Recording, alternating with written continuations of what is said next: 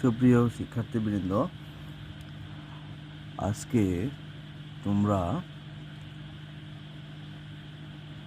তোমাদের আইসিটি সাবজেক্টের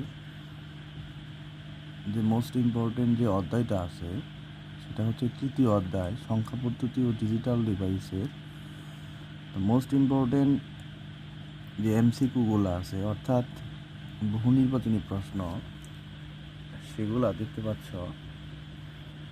তো এখানে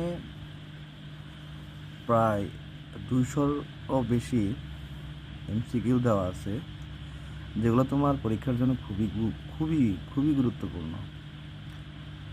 তো এখানে যে এমসিকিউগুলো দেওয়া আছে এগুলো অনেকবার বোর্ডে বা অন্যান্য স্কুলে আসার মতো এবং এসেছে, যেগুলো যেমন প্রথমে লেখা আছে সংখ্যা প্রকাশ করার পদ্ধতিকে কি বলে, দেখি সংখ্যা পদ্ধতি। তারপর 162 নম্বর যে প্রশ্নটা আছে সেখানে লেখা আছে প্রাচীন ব্যাবিলনের মানুষ গণনা করার জন্য কি ব্যবহার করত বা কি ব্যবহার করতো আর কি।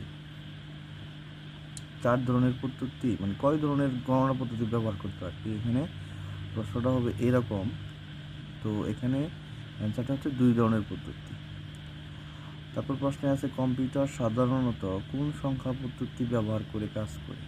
তো এখানে আমরা সবাই জানি যে কম্পিউটার সাধারণত বাইনারি সংখ্যা পদ্ধতি ব্যবহার করে কাজ করে।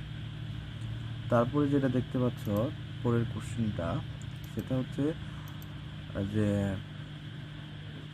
অক্টাল সংখ্যা পদ্ধতির উদ্ভাবক কে।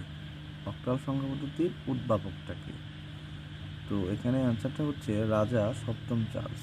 তিনি সর্বপ্রথম এই অক্টাল সংখ্যা পদ্ধতির উদ্ভাবক করেন। তারপর আছে যে এমএসবি এর পূর্ণমান বা পূর্ণ নাম কি, বা এমএসবি এর ফুল ফর্ম কি, যে লেখা আছে মোস্ট সিগনিফিক্যান্ট বিট। তারপর লেখা আছে এলএসবি এর পূর্ণরূপ, সবাই জানি যে লিস্ট সিগনিফিক্যান্ট বিট। তারপরে প্রশ্নটা হচ্ছে বাইনারি ডিজিটকে সংক্ষেপে কি বলে? সংক্ষেপ কি বলে? বাইট বলা হয়। তারপর প্রশ্ন কি, যে ডিজিটাল সার্কিট যে আছে, যে ডিজিটাল সার্কিট বোঝানোর জন্য কোন সংখ্যা পদ্ধতিটি উপযোগী? সেটা হচ্ছে বাইনারি। তারপর লেখা আছে ডিজিটাল সার্কিট বোঝানোর জন্য